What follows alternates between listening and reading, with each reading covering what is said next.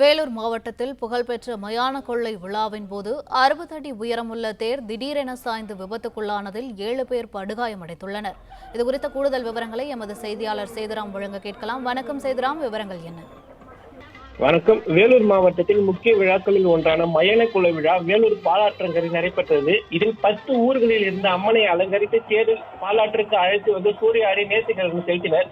இந்நிலையில் சூறையாடு முடிந்து நள்ளிரவில் நேரத்தில் காட்பாடி கழுஞ்சூரில் இருந்து வந்திருந்த சுமார் 60 அடி உயரம் கொண்ட தேர் பாலாற்றிலிருந்து சாலைக்கு இழுத்து வரும்போது திடீரென நேர்த்தடுமாறி பக்கவாட்டில் சாய்ந்துள்ளது.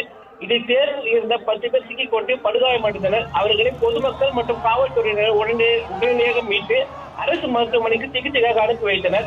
சம்பவ இடத்தில் வேலூர் மாவட்ட ஆட்சியர் சுப்புலட்சுமி, எஸ்.பி. சிவராமன் ஆகியோர் நேரில் பார்வையிட்டு விபத்து குறித்து கேட்டறிந்து மேலும் விபத்து குறித்து விசாரிக்குமாறு காவல்துறையினருக்கும் உத்தரவிட்டு இதுபோன்ற அசம்பாவிதங்கள் இனி எதுவும் நடக்கக்கூடாது என்று திருவிழா குழுவினருக்கும் உத்தரவிட்டு சென்றார்.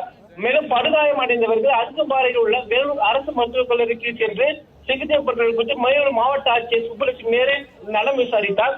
பின்னர் சாய்ந்த தேரில் இருந்த அம்மனை சிலையை மீட்டு கழிஞ்சூர் கிராம மக்கள் ஊருக்கு எடுத்துச் சென்றனர்.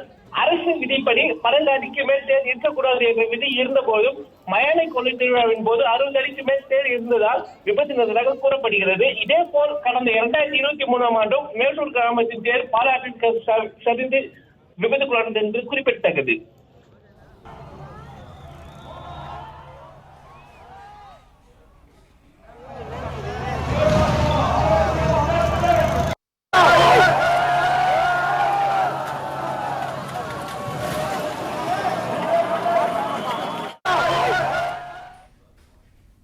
பிளே ஸ்டோர் மற்றும் ஆப் ஸ்டோரில் இருந்து பாலிமர் செயலியை QR கோடு மூலம் பதிவிறக்கம் செய்யுங்கள். செய்திகளை உடனுக்குடன் பெறுங்கள்.